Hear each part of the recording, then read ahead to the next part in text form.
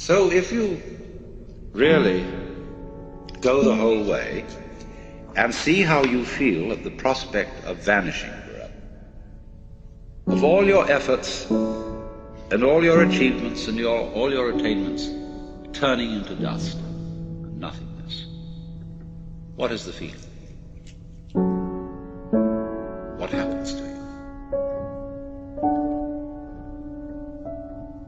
That's what it's going to all come to. And for some reason or other, we're supposed to find this depressing.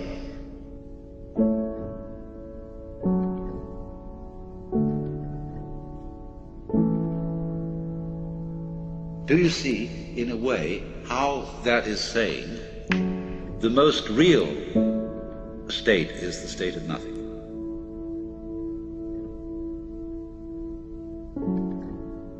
But if somebody is going to argue that the basic reality is nothingness, where does all this come from? Obviously from nothingness. Once again, you get how it looks behind your eyes.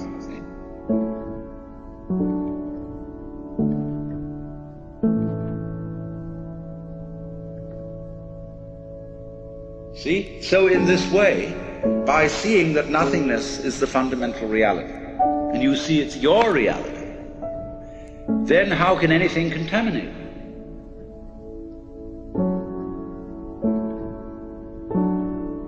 All the idea of your being scared and put out and worried and so on is just nothing. It's a dream, because you're really nothing. But this is the most incredible nothing.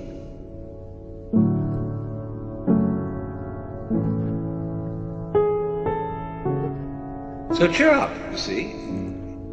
The essence of your mind is intrinsically pure. Pure means clear, void.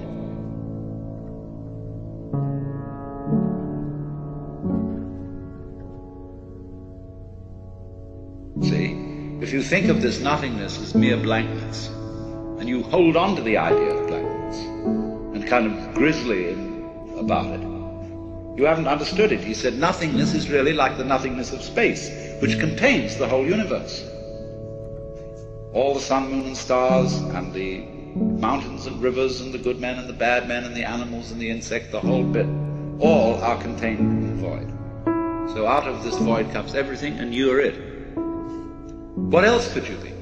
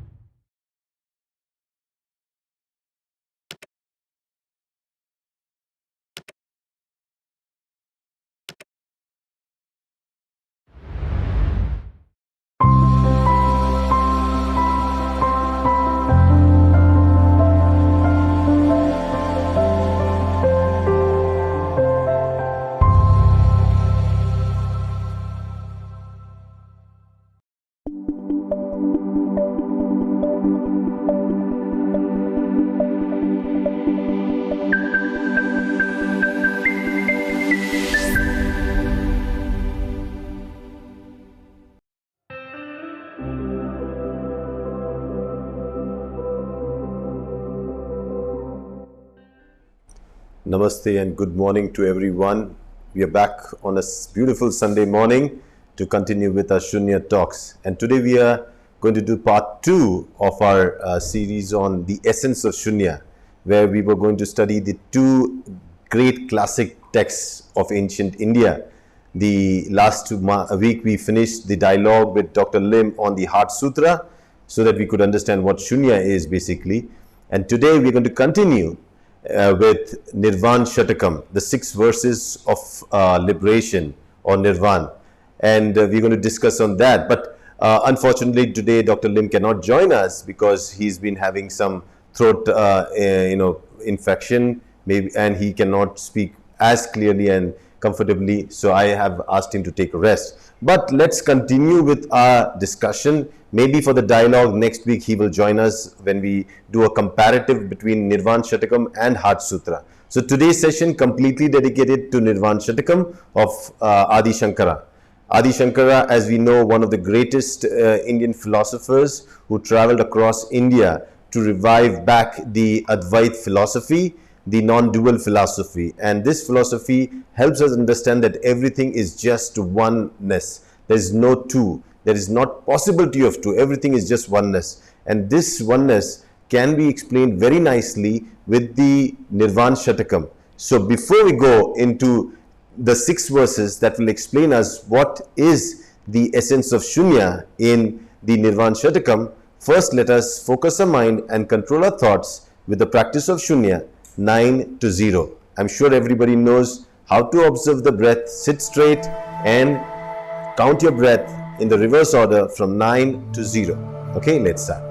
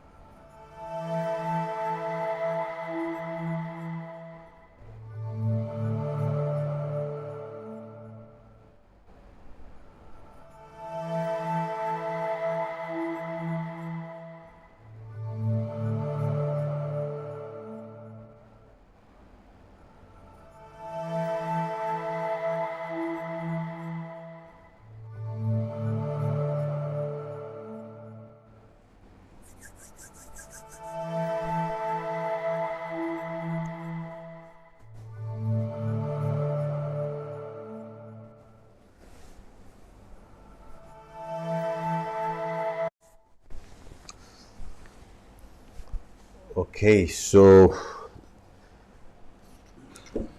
I was telling you about Adi Shankara, and Adi Shankara's contribution in the Indian philosophy has been tremendous. We do respect him as a teacher. Rather than going into understanding what he was as a person, it's very important to see what contribution he has done. In a short span of life, I think he passed away at the age of 33, pretty young. But in that period, he contributed a lot in the Indian philosophy. And Nirvana Shatakam is one of his masterpieces. And before we understand what Nirvana Shatakam is, you should also understand what the Heart Sutra was trying to tell us. Heart Sutra was trying to tell us that there is no separate Atma. Everybody is just the manifestation of the Param Atma, the supreme consciousness, and everything is manifested because there are conditions, and these conditions manifest everything. So based on that, it is very evident that if conditions manifest everything, and that what is manifested is basically conditioned. Hence, if we can manage conditions, we can manifest anything we want. This is a very positive way of looking at life. That means if we don't realize that suffering is just because we don't know what has conditioned this suffering. But the day you realize that this suffering, whatever kind of suffering one is going through, is basically the outcome of something that has conditioned it. And now in this lifetime, because I'm aware, I know at this moment I can condition myself in a new way. And because I can condition myself in a new way, I am able to actually transform all my suffering into a no suffering state.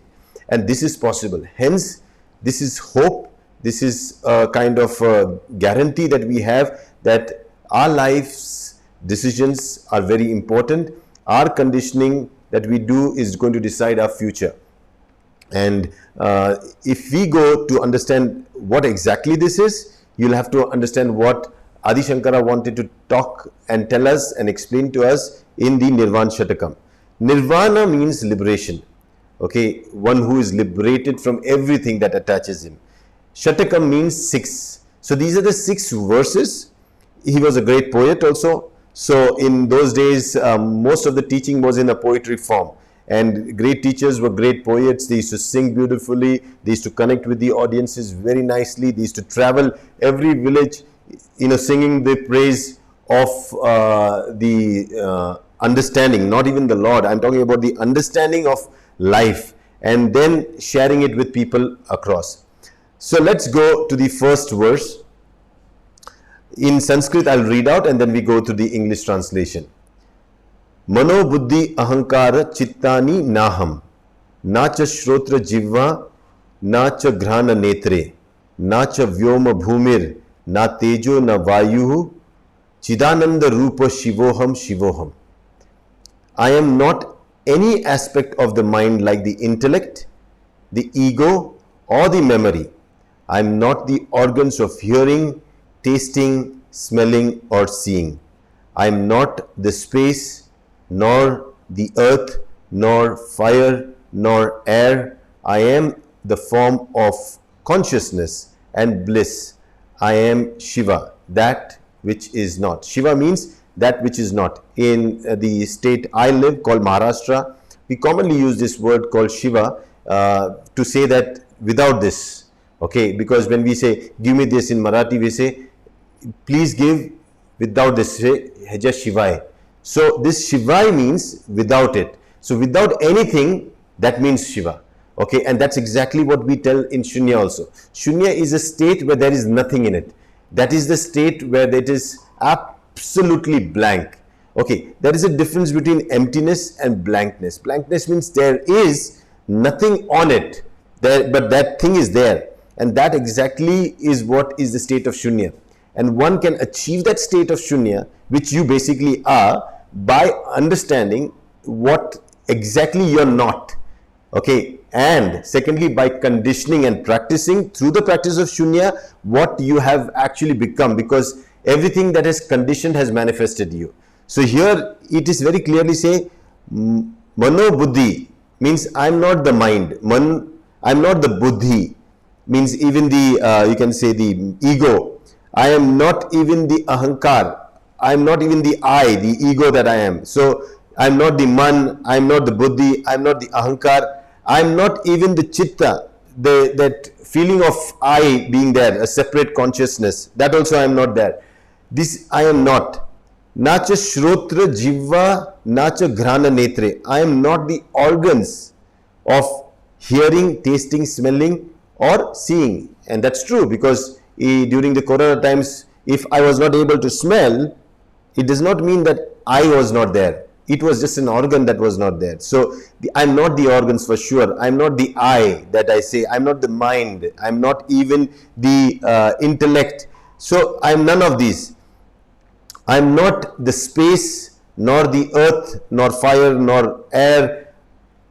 Then what am I? I am the form of consciousness and bliss. I am that is without anything of this. Now, let's go to the next verse. Nacha prana sangyo, na vai pancha vayuhu, na va sapta dhatur, na va pancha koshaha, na vaka pani padam, na chopasta payu, chidananda rupa shivoham shivoham.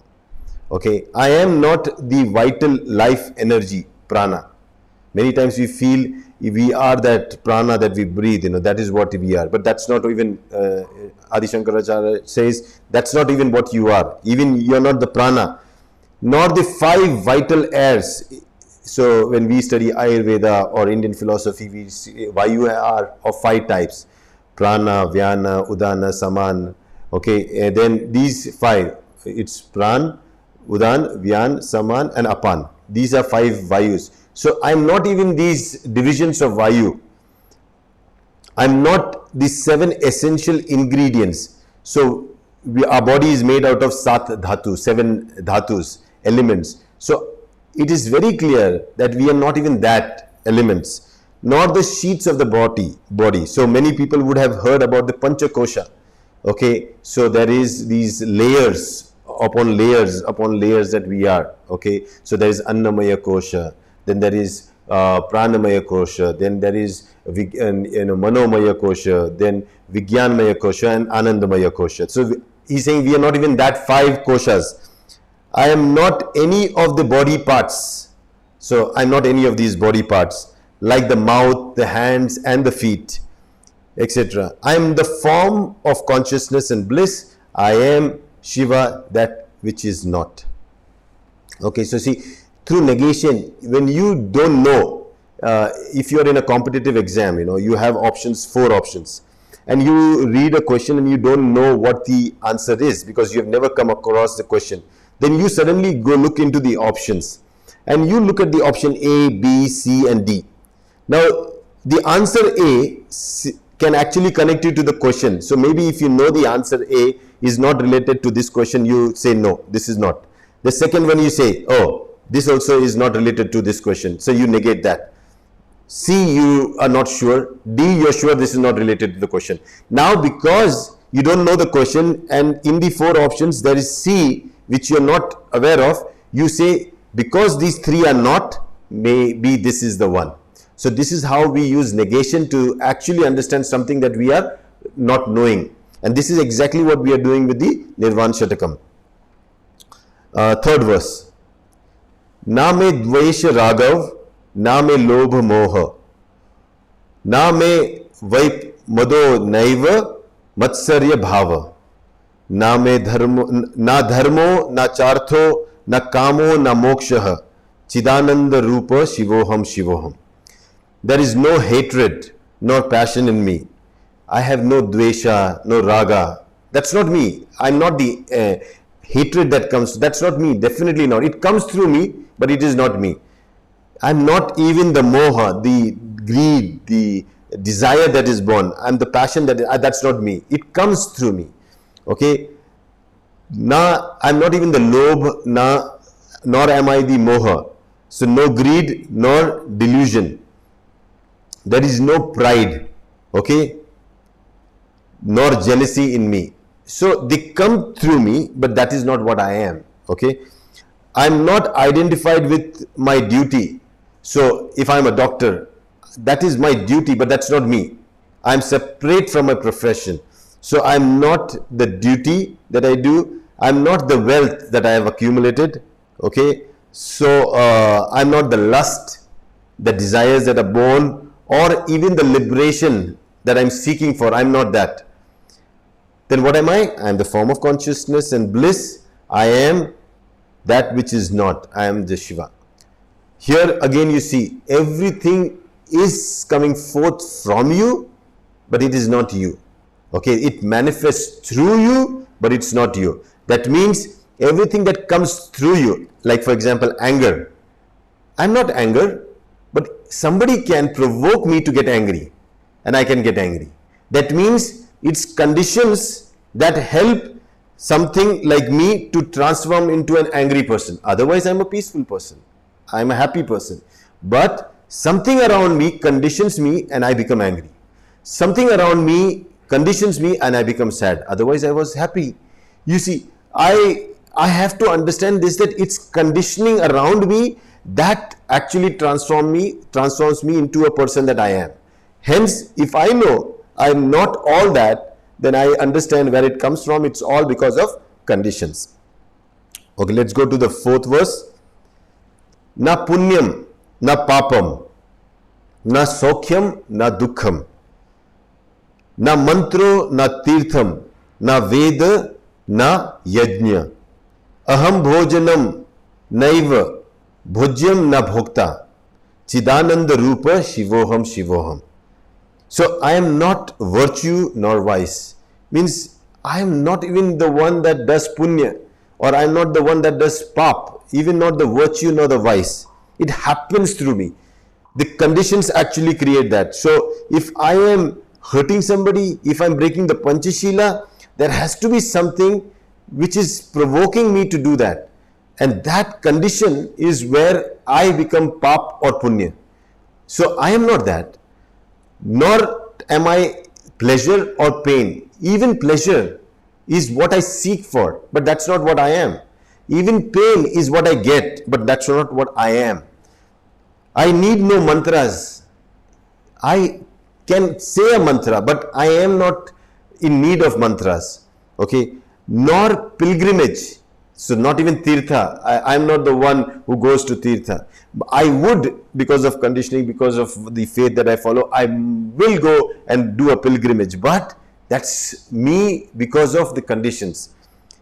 No scriptures or rituals. I am not the scripture nor the ritual. I am not even that. Then I am not the experience. I can have an experience, but I am not the experience. Not the object of the experience. I can have the object experienced, but I am not the object. Not even the one who experiences. Now, if there is an object, I can experience that object. There is an experience that I am experiencing that experience, but I am not even the one who is experiencing the object and the experience. So I am not none of that. I am the form of consciousness and bliss. I am that which is not. I am Shiva. Okay, let's go to the 5th verse. Na me mrityu shanka, na me jati bhedah. Pita naiva me naiva mata, na janmaha. Na bandhur na mitram, gurur naiva shishyaha. Chidananda rupa shivoham shivoham. I am not bound by death and its fear. So death is not what I am bound by. It is not a part of me. It comes to me, it happens to me. Okay, but it's not something that is bound me. I'm not under its grasp. And hence I don't fear because I'm not held by it. It happens to me. Now you see, as anger happens to you, death happens to you. If that happens, that means even birth happens to you. Everything happens to you. You are not it. Okay, understand this. Very deep it is. Nor am I by caste or creed. So even somebody will say, I am a Brahman, I am a Kshatriya, I am a Vaishya, I am a Shudra. No, you cannot be that. That is just a classification. You are not that. You are beyond that. That is just a classification based on your birth, your conditioning and blah blah, all those things you are doing. Based on that, you might get that particular status in the society. But you are not that in true sense. I have no father, no mother, or even birth. So, because I am that which is not born, which does not give birth, so I am something. I have no father, I have no mother, or even birth. There is no birth happening of me. See, anger can be born in me, hate can be born in me, it can die in me, but I am not the anger, I am not the hate, I am nothing of that sort. Similarly, many things happen to me. This body happens to me. This life happens to me. Death will happen to me. But I am not that. I am beyond all that. So I don't have a mother. I don't have a father. The body has a mother. The body has a father. This personality, this ego has an identity. It has a father and mother. This has. But that is not what I am. I am beyond that. I am much more beyond that. And hence, I don't have anybody who has given me birth. I have always been there. I will remain there. Lot of conditions will happen to me. They will happen to me and they will come forth and they will go away. This is the basic dharma that we talk about in Shunya practice also. That everything comes, rises, sustains, then declines, perishes. This is exactly the dharma that is followed through me based on conditioning. I am not a relative. Definitely, because if I have a relative, then I have to have somebody separate from me. So I'm not even relative, because for relation there has to be two parties, but I am one. Everything is one. So I am not even a relative, nor a friend, nor a teacher, nor a student. All these designations I am not. Yeah, I might be a friend to somebody because of the conditions, because he did something, we spent time together, I become a friend. I can be an enemy to somebody because of what he did to me, but that's not what I am. That's not my basic nature. I am a student till the time I'm studying. The day I don't study, I'm not a student anymore. So I'm not even that, which keeps on changing. Same is with your relations. Many relations. You might be a father, brother, sister, whatever it is. These are all because you are in some way conditioned, or you're having a role to play, but that's not what you are. I am the form of consciousness and bliss. I am Shiva, that which is not. And this is exactly what Dr. Lim has been telling us. This is the supreme consciousness that pervades everything, the raw material, the ingredient that manifests everything. So in the Heart Sutra, as it says, Shunyata hi Rupa, and Rupa is Shunyata. That means you cannot separate the material, the ingredient that makes the product. So when you make a pot, you cannot say the mud has gone away. The mud has become the pot. Okay, the mud is still there in the pot. It's only the pot has taken a shape of a mud. Same with metal. One metal can become a container. Okay, it has become the container. It is not the container, because if you again melt it, you can make it into a knife. You can make it into so many things. Every time it's the conditioning that is going to actually manifest that thing. And same is with us. We become how we condition ourselves. We are based on what conditioning has happened to us. So finally, in the 6th verse, Adi Shankara puts it very nicely, because these 5 verses were saying, I'm not this, I'm not this, I'm not this, I'm just the ultimate form of consciousness, the bliss, the Shiva, that which is not. I am that. But here he goes deeper to explain what he is, what we are. Aham. Now here first time he's saying aham, I. Nirvikalpo nirakara rupo. Vibhutvacha sarvatra sarvendriyanam. Nacha sangatam naiva muktir nameyah. Chidananda rupa shivoham shivoham. He's saying, I am devoid of duality. Aham nirvikalpo. I am not a vikalpa. I am not two things. I cannot be a thought. I cannot be something that you can imagine. It's beyond that. So I am devoid of duality. If you see me separate, you have not seen me. My form is formlessness. You cannot have me in a form, because that's not what I am. I am beyond the form. The form is conditional. I am unconditional. Conditions can through me manifest itself, but nothing can condition me. I am beyond conditioning. Okay, so my form is formlessness. I am omnipresent. I am present in everything that has manifested or unmanifested. I am the ingredient of that. I am omnipresent. I am everywhere. I exist everywhere, pervading all senses. Even the senses that can sense. I am the sense also, and the senses that are sensing the thing. That also is what I am. So I am everywhere. I am neither attached. Because what can you be attached to if you are everything? You are everything. You cannot be attached to anything. You cannot say the waves are attached to the sea.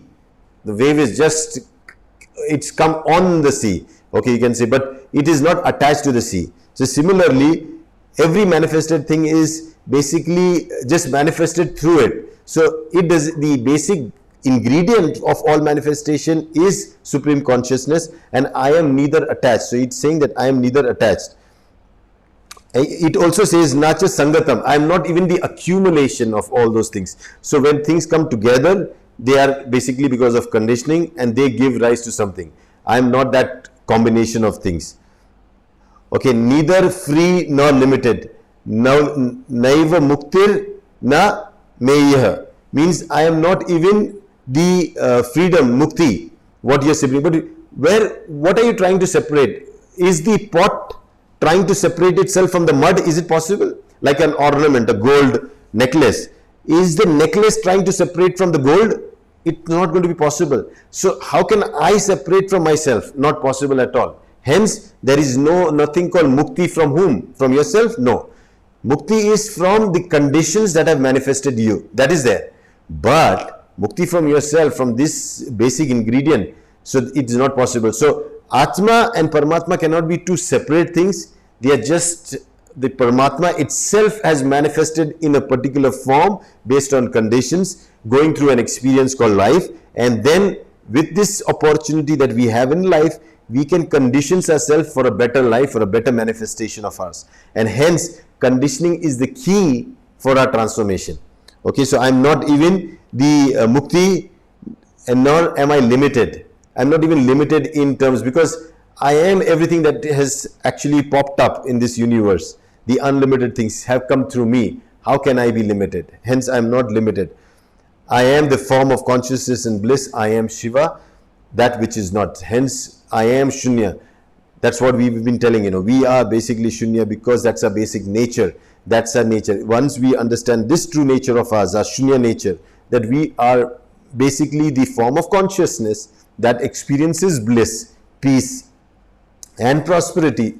That is our basic nature. But because of whatever conditionings have happened in our life, we have manifested into different people, different situations, different circumstances, in different strata of society. We are all in a way suffering because of this differentiation.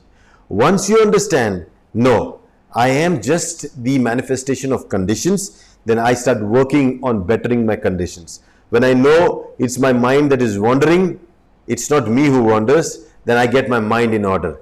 It's my anger that disturbs everybody, then I manage my anger. It's my laziness that has caused all the problems in my life. I work so that I get away out of laziness. If I realize that by doing good, something good is happening to me, I keep on doing good. So you see the Panchashil, the 9 no's of Shunya, they basically are conditioning you. And the practice of 9 to 0, then when you do your 1 to 10 count, and then you do your no count, and then you do your scanning, and then you do your mental chant that we will see in the blue belt as you go and engage with the society. All this is just conditioning that Shunya self of yours, that unmanifested self of yours, to manifest something that is prosperous and peaceful for you. So that brings us to the end of the 6 verses on the Nirvana Shatakam by Adi Shankara. And the take-home message here is that through me, everything is what comes out. My relationships, my responsibilities, my behavior, my attitude, everything is through me. I am not it. And because they are just through me, I can manage it. My body is a part of me. It's not me. My body is. So if I am suffering from a body problem, I need to take care of the body problem. My mind is not me, but it is my mind. Hence, if I take care of my mind, I do not suffer from mental stress or any other mental problems. Similarly, my financial situation, my relationship status, my you can say responsibilities, all these are mine. And if I have to take care of it, I have to condition it in that way so that that thing is taken care of. And for conditioning, friends, you need a guide, you need a teacher, you need a technique. Without conditioning, you will be conditioned with the previous conditioning that has happened to you. Okay, without that, it doesn't work. Like in a car, the accelerator moves the car forward. It's the brake that stops it. So we need to understand that if we do not actually take a pause, actually practice Shunya, we will be accelerated through life and life's problem in the same way as it is going. Things will just get worse and worse and worse if it's getting worse. Okay, but people who can understand this, apply the brakes to all the things that they don't want and accelerate on the things that they want in life, they are the ones who experience both peace and prosperity. And Shunya is basically that technique, that method through which we can experience that. So that brings us to the end of the Nirvana Shatakam. Now here Shiva, many people think to be a form, but here it's very clearly said that my form is formlessness. Hence, in Shunya, we keep it that way. Even when we want to understand Shiva, we understand it as formlessness, Shunya, absolutely nothing. So I cannot see him in a manifested form, because manifestation means conditioning. Unmanifested form is basically what the ultimate reality is, and hence here, if you see, for us in the Shunya practice, we see Shiva as nothingness, as Shunya, and hence that is our true self. That is we what we are. And in India, you'll see a lot of Shiva followers. They always say Har Har Mahadev. Now Har means take away, clean up. That's exactly what we do in our practice also. When we practice, we let the mind be cleaned up. We take away all these things out. Because when everything is taken out, what you're left with is your pure self. When there is no conditioning that is manifesting anything in you, that's what you truly are. So please understand that the concept of Shiva is not the one that people assume here. And we are talking here in pure terms based on Nirvana Shatakam of nothingness. Shunyata and Shunya, absolutely no.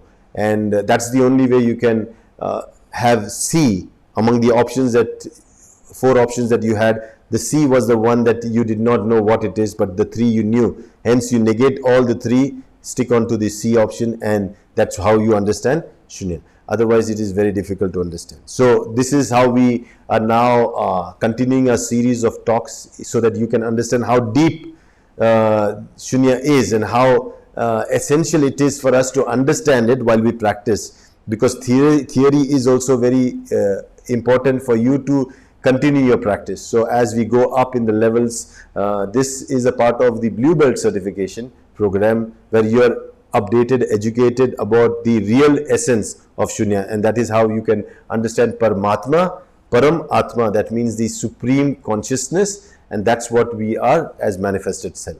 So we can open the floor for questions if there are any. And next week we will try to get Dr. Lim to have a good dialogue on this particular, you can say, verses of Adi Shankara. I left him a message and he was said, this is the Bodhisattva way, the way of doing our duty. Okay, so here we have Rucha Jivane. Good morning.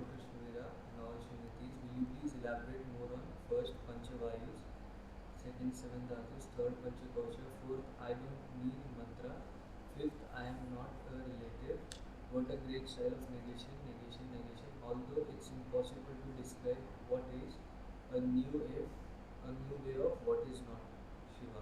Yeah. So basically, if you have to elaborate Panchavayu and all those things, then we are actually started to consider that. What we are studying here is something that we are not.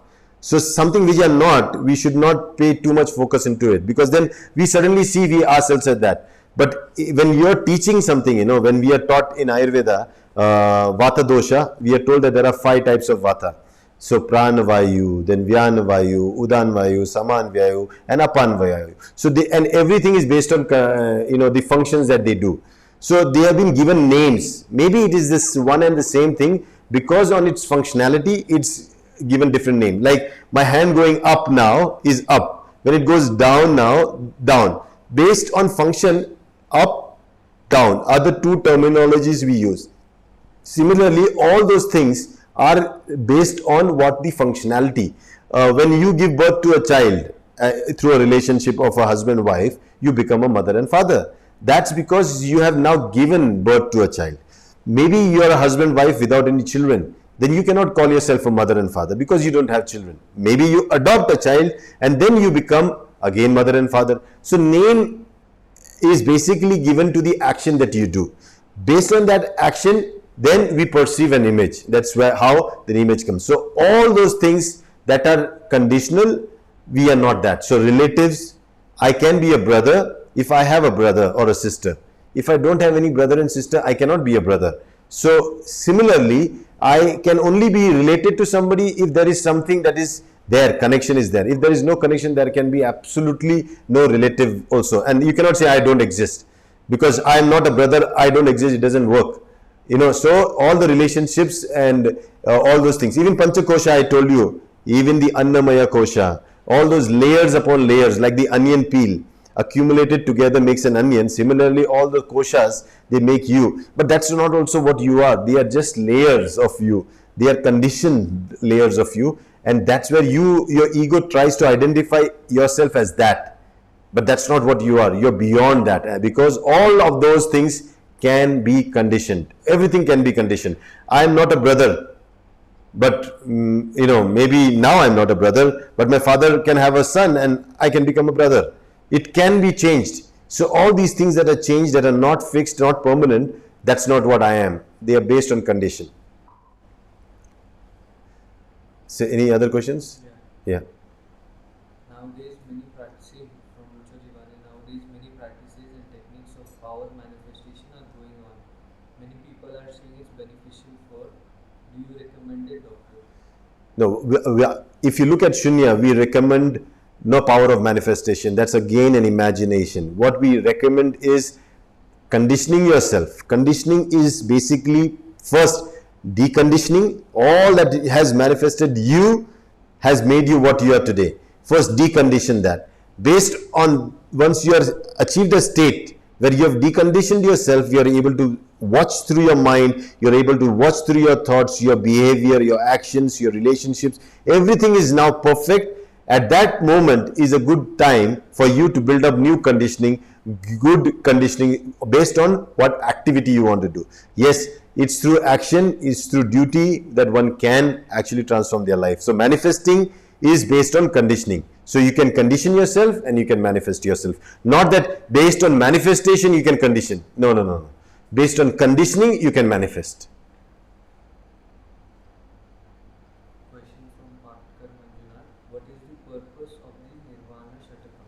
So the purpose of Nirvana Shatakam, understanding Nirvana Shatakam, is to understand that all these things that I'm saying, I'm not, they are ever changing.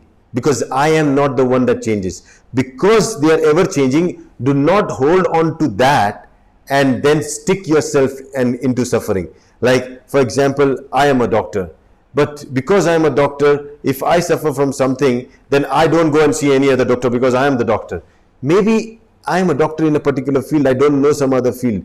And if I live with that ego that no, this is what I am and I will only live with this, maybe I'll perish with this particular thought. I have to understand, I have my limitations. I am born from the unlimited in a limited form. I am born from the unmanifested in the manifested form. I am born from the unconditioned in a conditional form. I have all the relationships, the titles, the responsibilities based on what I have to do, right? So the advantage here of understanding Nirvana Shatakam is to get back to work, and do not in your work identify yourself as that, what you're not. Identify yourself for the purpose that you're engaged in. Keep it limited to that. Don't carry that relationship out. You're a manager in the office. Don't come home and be a manager. Okay, you at home you're the father. Be a father. When you are going back to office, don't be a father there. Be a manager there. So be what you are at every moment. That's what Nirvana Shatakam tells us, to be in the present moment.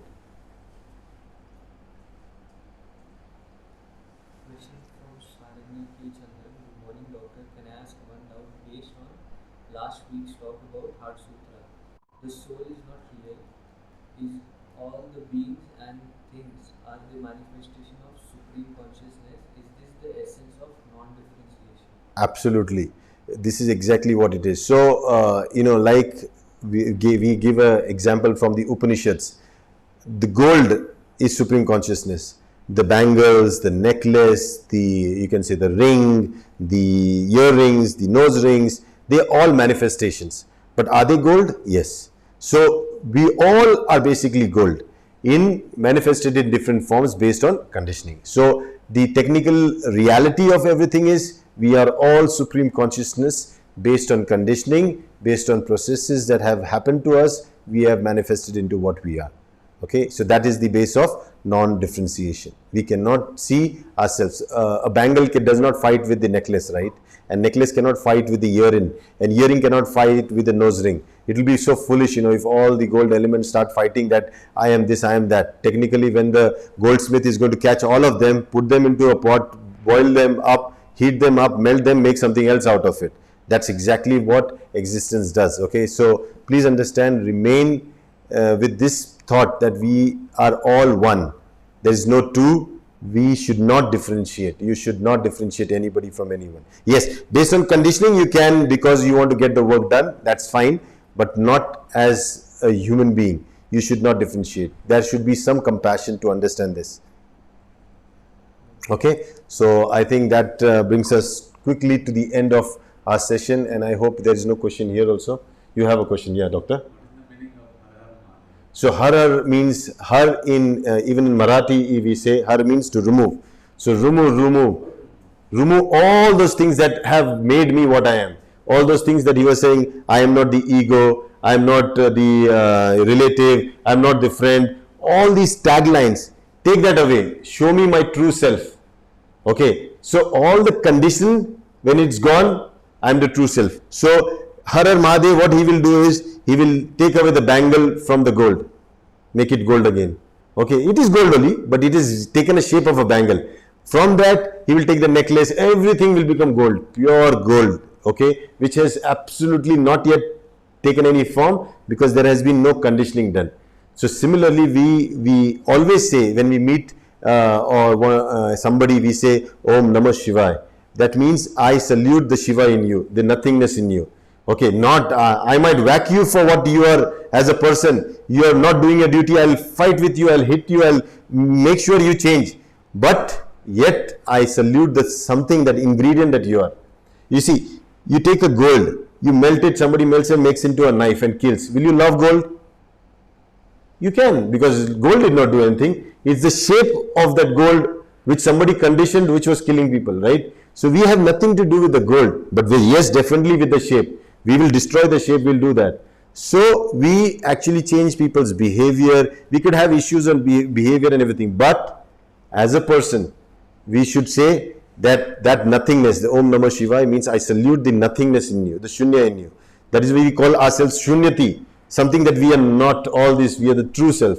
And Har Mahadev is to pray to ourselves, saying that please remove all those things that give me this identity that I am this. Okay, I am the boss, I am the doctor, I am this, when technically I am nothing. So Har Mahadev means remove everything, take away everything from me. Okay? Yeah. I have a similar question. Yeah, please. Har Mahadev has been A chant. Warriors chant, war cry. Yeah. Even today's days, our army does use that war cry. Yeah. So, in what sense that motivates army? What is that specialty in that war cry, Har Mahadev? What is the power hidden? So, Beautiful question. A very beautiful question. Yeah. The question here is that whenever if somebody goes on war, and even in India, when they go on war, even the army, they say Har Har Mahadev. Now, the reason being that is, I am here engaged in a war. I have to fight. I have to do my duty as a warrior. Okay, as a Kshatriya, I have to do my duty. If at that moment I think I am the father, I have two sons. I am the the son who has a father there sick. Will I be able to do my duty well? No. So at that time we pray, Har Har Mahadev, take away everything. Right now I am the Supreme Consciousness engaged in this particular act. Let me do this. Rest, take away everything from me. Har Har Mahadev means take away everything that actually is going to stop me. I want to go and finish my duty. This is not only in a war cry. Every day in your life, when you go out on your bike to your office, you should say Har Har Mahadev. You understood? Everything you should realize that when I'm doing my job, I'm doing my job. I'm doing my business, I'm doing my business. I'm doing something, I am 100% there.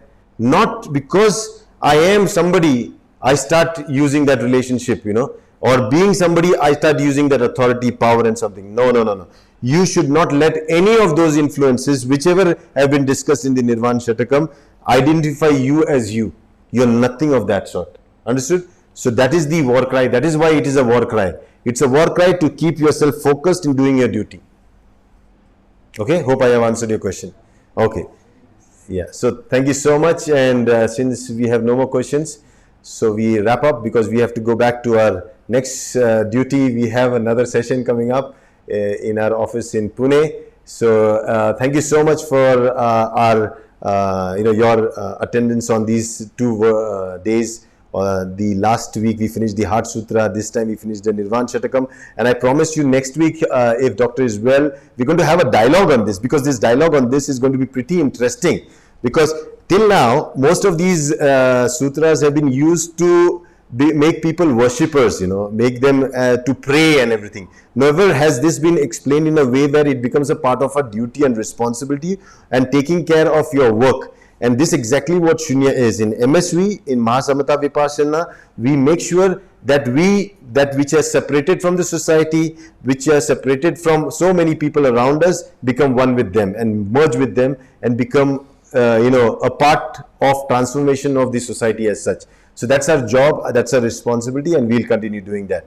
So see you next week. Until then, thank you so much. Bye-bye.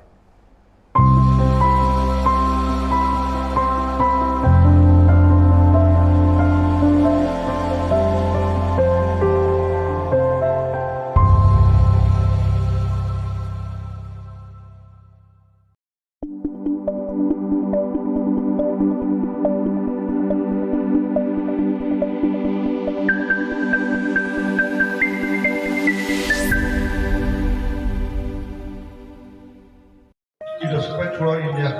पूरी दुनिया में ये spread होगा. When India started to practice Shunya, जब India ने practice करना शुरू कर दिया शून्य का, but the ancient Chinese described Shunya, described India, जैसे जो Chinese थे पुराने, उन्होंने इंडिया के बारे में कुछ बताया है. Simple, वो एक साधारण देश है. Elegance, लेकिन उसमें कुछ खूबसूरती है. Most important, majestic. और सबसे बड़ी चीज है महान है. शाबाश इंडिया. तो ये है इंडिया. साधारण, खूबसूरत और महान. It was spread throughout India. पूरी दुनिया में ये spread होगा. When India started